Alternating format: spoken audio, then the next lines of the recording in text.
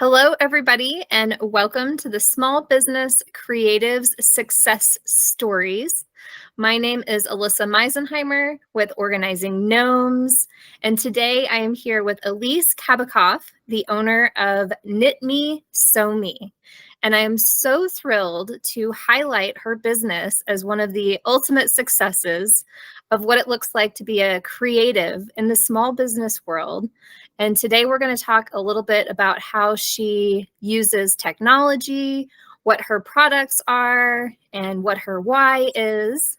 So without any further ado, Alise, welcome. Thank you so much for joining us today. Thanks, Alise. I'm honored to be here. Fantastic. All right, well, let's just get right into it. And I will ask you the first question we've got ready for you today, which is what type of creative small business do you run? What products do you sell? Well, I am a long-term knitter, crocheter, and sewer. So those were my hobbies. And I started the business in 2000 on a suggestion from my mom. And then in 2020, 20 years later, when I got laid off from COVID, it became a business that used to be a hobby. So basically, I have taken my love of knitting, crocheting, and sewing and bringing 100% handmade in the USA products into the marketplace. Fantastic. So tell me a little bit about what type of knitted products do you have? And what is your kind of main attraction these days? Okay, well, I knit and crochet, so there's almost like a 50-50. There are mostly the kids' hats are crocheted, the adult hats are knitted. It depends on what it is. So our products are pretty, I think I offer a substantial array of products, from accessories that includes hats from newborn through adult. I have scarves, I have head wraps, I have fingerless gloves. I have a whole line of home goods, which includes, cup, mug, and bowl cozies, dishcloths, Swiffer covers, which a lot of the home goods are made from 100% sustainable cotton, so they're eco-friendly. I do stuffed animals, and my big thing right now is Lucky Ducky. I make these beautiful stuffed ducks. They're about 8.5, 9 inches tall. And almost 2 years ago, I took one to Europe with my sister and I, and we had a ball. And ever since then, I always travel with a duck. And now Ducky's getting so famous that he has his own QR code. And people are buying ducks and they're taking them all over and they're sending me pictures. We're doing videos. So there's 2 playlists from Europe. There's one from New York City last summer. I'm taking him again to New York at the end of August. My sister and I are going back to Europe. One of my friends is going to Europe this month. She's taking hers. He's been to Mexico. He's been to Hawaii. So right now, Ducky is like the big thing. And it turned out that I didn't even realize that after Ducky started taking off, and I looked at my logo, in the middle of the logo at the bottom on the right is a bright yellow duck with a orange beak and orange feet, and that's the biggest selling Ducky that I make, is that particular color. So that's what's going on now. I'm scheduling play days, which means I don't do anything else other than go through some patterns that I've been wanting to make, and I dope them out and make things and see what happens. It always takes a long time, the first go round on any pattern. Sure. So I'm continuously doing stuff like that because, I don't want people to come to KnitMe Somi or come to my in-person booth and say, oh, she's always got the same things. So there's that, trying to pick out products that I think my customers will like. So that's kind of what's going on right now. It's insane, as always. I never have a dull day. I never have a day that's exactly the same. But I do have days where I want to just tear my hair out. Well, that is a fabulous explanation of, the products that you've got, I definitely wanted to make sure that we talked about Lucky Ducky, because I just love that product, and I love that what you've done with the marketing with it and how fun it is for everyone to connect with it. I also just love the fact that like it is truly creative. You know, you are coming up with your own ideas, you're coming up with your own patterns. You always have ethically sourced pieces. And I just think that your business is fantastic. Everyone should check out your website and see, you know, what product speaks to their heart, especially when it comes to gifts. You know, trying to find gifts for people is, you know, can be really tricky these days, especially with so many things that are not handmade. And I think everything that you touch is just gold. And I think that a lot of people are going to really enjoy checking out your products. So thanks for telling us more about them, for sure. And actually, you've hit the nail on the head with that. You know, when you give a gift, it's coming from your heart. It's coming from somewhere special. And for me, I would rather have a handmade gift over something that from a big box store any day. And that's the thing, is that when somebody gets a gift from you and it's handmade and they know it's handmade, you know, you've just like gone up 100% in their esteemometer column. You know what I mean? Yes. And because of that, KnitMe Somi also offers gift cards, because, you know, we all have these picky friends, family members, coworkers, whatever, that whatever you get them, they hate. So that way, you know, that I started offering gift cards to give people the option of, you know, going to the site, finding something that speaks to their heart, and purchasing something that they know that that they're going to love and they're going to use. Absolutely. It's a win-win. Everybody wins, and everybody looks forward to the gift that they get from either someone picking out for them, or, you know, for those picky ones, and we all know who they are, for them to just be able to pick out what they like. And then they can keep going back and getting more of what they love, as well as sharing more of those gifts with their friends and family. So exactly. It's just a really fun way to interact and build relationships through, you know, handmade gifts. So it's beautiful. And you know, I've had customers, this is my 24th year. I've only been doing it full time, not quite 4 years yet, but I have customers over 20 years now. And when I do an in-person event, you know, everybody gets who's on my email list, they get a list of all my boutiques and things like that. I have people who will only shop with me because they're only looking for folks who handcraft and handmake. And they don't want to have anything to do with all this stuff that comes over in a box on a ship in a shipping container from somewhere else. Yeah. So I mean, literally, people have been shopping with me for decades.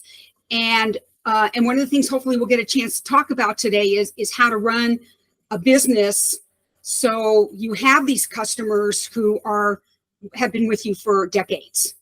Absolutely. 100%. And that is a perfect transition into our next big question, which is around how you use technology to organize your business systems and promote your products.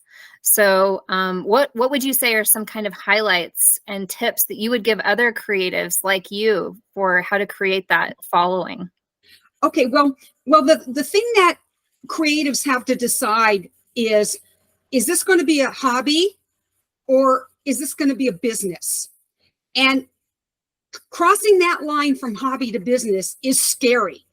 I mean, I just did it because my mom said, why don't you start a business? And I said, oh, okay. I mean, did I know what I was doing? No. Did I know what I was going to have to do? No. And so there's that line that you have to be willing to cross, where this isn't a hobby anymore. This is a business. And because it's a business, you have to treat it like a business. So that means you don't commingle your personal and your business money. Your business has to have a checking account. And here in California, in order to do that, you have to get a DBA, which is a doing business as.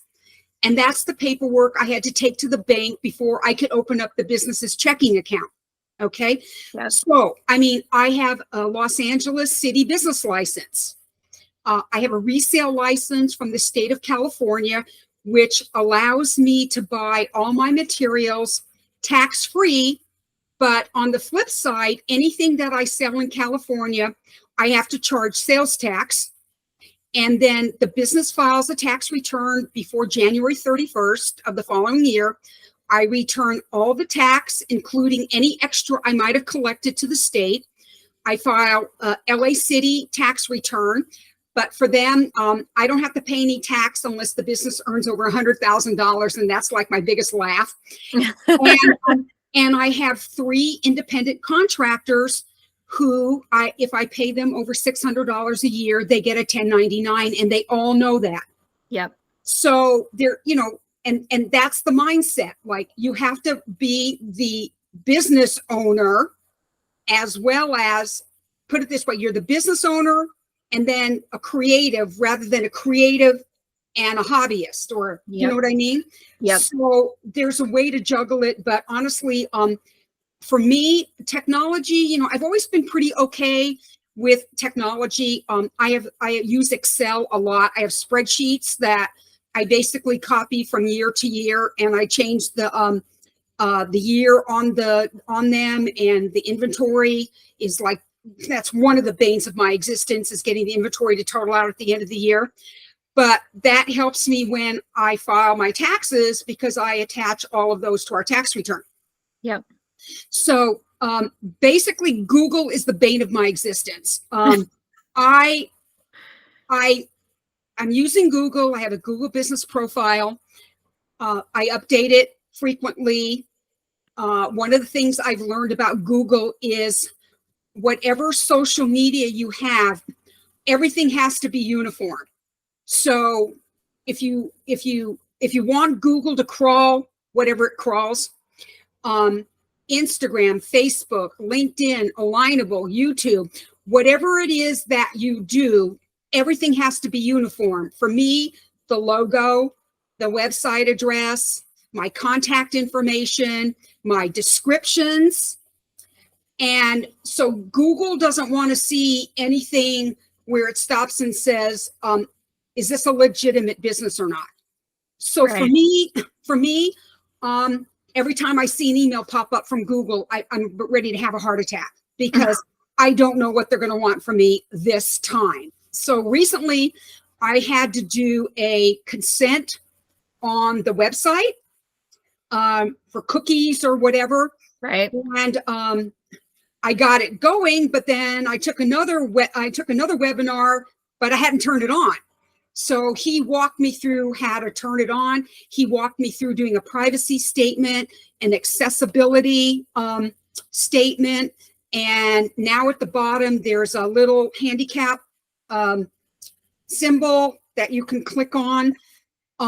So there's things that you have to do that, for me, my website's on Wix. I've been using Wix since day one. I know they get a lot of bad press, but you know what?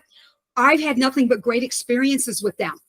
That's great. So I have a problem, I put in a ticket, they call me, they walk me through it. I take copious notes just in case it ever happens again. I have my notes. Yep. Same thing with Square.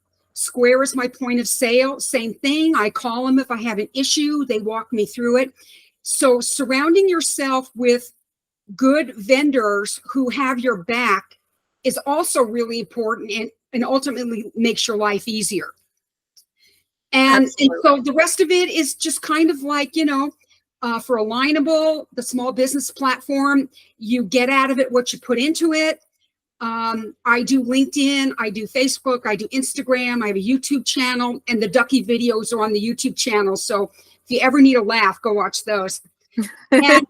And so, social media is a big part of it. But for someone like me, my in-person boutiques, starting the middle of September through the middle of December, are also a very big part of who I am. And that gets into the point of like, know, and trust. So for people to buy from you, they have to like, know, and trust you. And that happens over time. You can't just, do a one-to-one with somebody on Alignable and expect them to place a huge order. I mean, they need to see you at other networking events. They need to, you need to keep in touch with people. You have to put yourself out there. And so as people get to know you, then they'll like you and trust you. And that's when you'll start seeing the fruits of that labor. But you have to be willing to put yourself out there. And for me right now, I have to learn how to do videos. So that's another bane of my existence, is trying to do this by myself. So I'm going to try an attempt this weekend to video myself crocheting and see how it comes out, just to see. Oh, wonderful. And yes, you got to get started somewhere. I know. I mean, if my sister was here and she didn't live in San Diego, I mean, I'd have a production assistant, right on hand. But there's a lot that goes into this, that when I started it, I thought, I'll start a business. I'll have a website. I'll have a shopping cart. I'll do my in-person boutiques. And no, it is so, like I tell everybody, it's the hardest I've ever worked for the least amount of money I've ever made. However, this is my joy. This is my passion, to get handmade out in the marketplace and for people to appreciate it and see what they've been missing all this time. Yeah, absolutely. Wow, that was incredible advice. Thank you so much for opening up, pulling that curtain back so that other creatives can see what it's really like, running a successful small business as a creative person, doing creative products and creating art that is, changing the hearts of people who purchase your products, having that meaningful interaction with clients, with vendors, with referral partners. It's just invaluable to hear, your firsthand advice and recommendations. And I think you painted a really beautiful picture of what it really looks like. It's not just something that you do every once in a while when you feel like it. It's a strategic approach to really being that small business owner and wearing 10 different hats, in addition to getting to do the creative parts that you love the most. And that's the thing. I do KnitMe Somi 7 days a week. However, on the weekend, if I'm not writing social media content or something like that, and at night, I'm creating new products. Yeah. So I don't consider that as work. Somebody told me, some coach told me, well, yeah, you're actually working. I said, no, I'm creating. And as long as this is my joy and my passion, I don't put a work label on it. So like I'm doing something with KnitMe Somi every day. On Sunday, usually Sundays, I do not turn my laptop on. So it's day of rest, and it's my day to do my housewife thingies around the house and work on product. Yeah. So if you're going into this thinking that this is a 9 to 5 Monday through Friday job, you're in the wrong field, because being a creative means no 9 to 5, no Monday through Friday. It's whenever the inspiration hits you. And for me, it's basically all the time. Yeah. And that's when you have to set up guardrails for yourself. And that was one of the things I learned the hard way. I take a lunch break every day. Good. So before I got on this call with you, I sat down and I had lunch in the kitchen without my laptop, without any knitting or crocheting, without anything. I sit for half an hour to 45 minutes and I eat lunch. Okay. At night, between like 10 and 10:15, my phone goes on sleep mode. Good. And if somebody wants to talk to me bad enough, they will leave me a voicemail message. They'll send me an email. They'll send me a text. But, if we don't get a good night's sleep, we can't create very well. Yeah. And if we're tired and irritable and cross, we don't want to project that to who we run into during the day or who we meet during the day, or our attitudes when we talk to people on the phone or whatever. You have to put your best foot forward. And if you don't have a good night's sleep, that isn't going to happen. So once I started doing that, that made my life easier. And another thing for me is not doing more than 2 networking things a day. Yep. So I could be on a Lineable all day long, just like everybody else. But how much work am I going to get done? Nothing. Yep. So, I schedule one-to-ones. Like I'm already scheduling stuff towards the end of July, because I can't just schedule back to back to back and have time to do what I need to do for the business. So it's a balance. Everybody will find their balance, but it's trial and error. So you have to find what works best for you. And it's always in flux. Yep. So, just because something works for you for a couple of weeks and then something happens, it may not work anymore, and then you try something different. And as long as you're open to always being in flux and always trying different things, I think your journey will be a lot easier. Absolutely. And that really speaks to, creating that work-life balance and having the right mindset as you approach, new challenges, not being emotionally attached to everything happening the way that you think it's going to, or the way it always has in the past. I think all of that is just truly invaluable advice. Honestly, even more valuable than the tech piece, because it doesn't matter what tech you have in place if you aren't if your internal systems are not optimal in terms of getting enough sleep and nourishment and family time and all of that. So thank you for sharing about that as well. You're welcome. Well, I think that that has been fantastic. I'm going to move on to the next question, which is something you've talked a little bit about already, but I just want to give you an opportunity to see if there's any more that you'd like to share about it, which is, what is your why? Why do you do the things that you do? Why do you work harder now for the least amount of money that you've ever done before?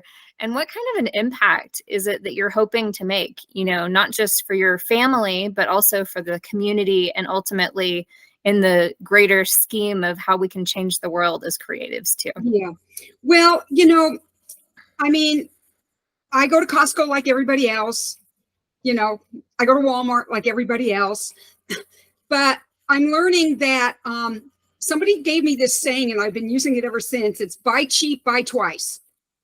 So I bought my sister a couple years ago. My sister liked these cute little gloves from Old Navy. And I think they were like less than $5 or something like that. Or maybe they were $2, whatever it was. The first time she wore them, she has, acrylic nails. She stuck her finger right through the thing. So Yep. That was money that was down the tubes before she even got one wear out of it, sort of thing. Mm-hmm. So for me, it's quality. You get what you pay for. Is handmade more expensive? Yeah, it is. I mean, let's be honest. However, look what you're getting in return. I have people wearing scarves, including myself, that I made 25 years ago that look brand new. Yep. And so, yeah, it may cost you $50 or $60 to get a scarf from me, but if it lasts you 20 to 25 years, that's peanuts over this long period of time. Yep. So I think, when you realize that, money doesn't grow on trees for probably 99.9% of us, and you want to get the most bang for your buck, why would you get something that's made in another country and you don't know who made it, and you don't know if the contents are exactly what is on the tag? You don't know who made it, whether it was a child. You don't even know about that. When you can spend a little bit more and shop with a USA business like mine, where that you're getting everything that's handmade here. And there's lots of small businesses like mine, who want the opportunity to be of service. And that's why, for me, getting the word out about handmade is, if you're looking for a gift, go to a boutique, go to an arts and crafts fair, go to a festival, and walk by all the vendors who have stuff that came over from somewhere else, and look for the creatives, and you'll be able to spot them pretty quickly, because they're the ones that don't have everything on the shelf that looks absolutely identical. Yep. Okay. And talk to them and find out who they are and what they do and how they do it and their why, and shop with us instead. And then if you shop with us instead, and the person you gave the gift to says, oh my God, this was handmade, where did you get this? Then it starts hopefully mushrooming out, where more creatives have an opportunity to be a bigger part of the marketplace. Yeah. Because a lot of people now are looking for handmade. They're tired of stuff that is coming over from somewhere else. Absolutely. And then the whole world, changes from that. It's that trickle down effect where one person takes the time to go to that art festival to discover an artist, and then they open up their network through the gifts that they give, or even just sharing information about their stories and their whys. And then, before you know it, we've transformed a whole industry into, a place where people get to be creative as their job and do the things that they love. And then, the materials that they use become more and more ethically sourced, and that becomes an expectation of the consumers. And then all of a sudden, we're taking a look at, international commerce and how we can operate as better humans across the world. So I really appreciate you and all of your hard work, even though, especially because, you could be making more money doing something else, and it truly is a passion, and you put your heart and soul into the work that you do. And it just speaks volumes for what all of us could be doing a little bit differently in our businesses, as well as just empowering other creatives to jump off that cliff and try to start their own business, or Exactly. turn their hobby into an actual business. So, and there's things I definitely learned along the way. None of this, if you would have seen my first table display at a boutique then and see what it looks like now, you'd go, oh my God, what happened? And another thing, this is just an idea for anybody out there who does in-person boutiques. If you don't have an email list, my question to you is, why not?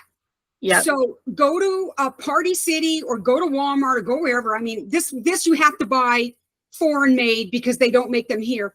Buy a wedding guest book. Okay.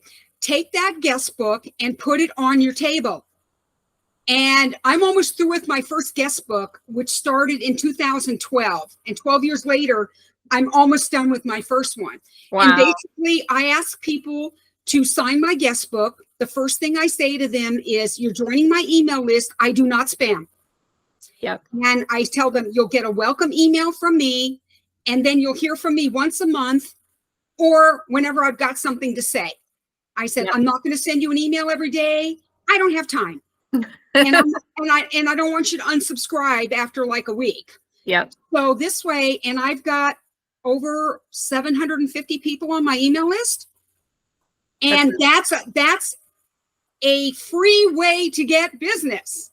Yes. Okay? So I love that idea. I've never heard of that wedding book. This is you just get a guest book, or you can even use a clipboard with a pad of paper. Yep. And just do a Word document that says join our email list, and print up 10 of them, with lines and everything. Put them on a clipboard and put them on your table, free. Yep. Because as you and I discussed before, my two favorite words are free and sale. Yes. So, as a small business owner, you have to watch every penny that walks out of here. Yeah. And so, so there's things like that you can do that are free or inexpensive. So if I paid $10 for the guest book 12 years ago, so it's cost me, less than $1 a year to have this book. Yep. Amazing. I love it. Thank you for that added extra tip. And I hope that other people are inspired. I know they'll be inspired by hearing your story. And a couple of them will even be brave enough to try some of these ideas. And who knows what kind of effect this interview will make on the outer world and creatives that we know. So thank you for all of that. We have to support each other. That's the most important thing, is that we all support each other, because the more we get our elbows in there, and get the doors open, the better it will be for all of us, and working with each other, referral partners.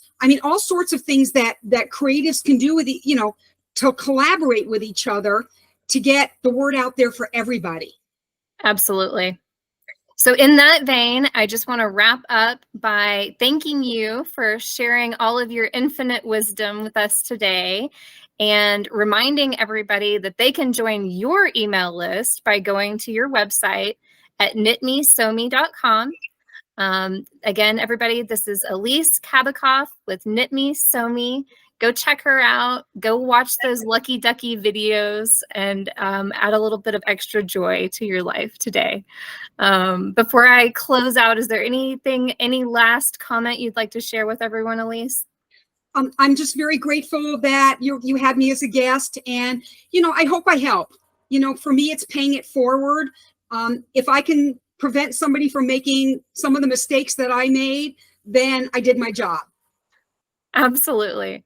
Well, keep doing your job. Keep doing what you do, my dear. And thank you again for being on the show today. And maybe in the future we can do another follow-up at some point. So I would love that. fantastic. All right. Well, have a wonderful rest of your day. And everyone, this is Alise Meisenheimer signing out from Organizing Gnomes. Thanks for joining us.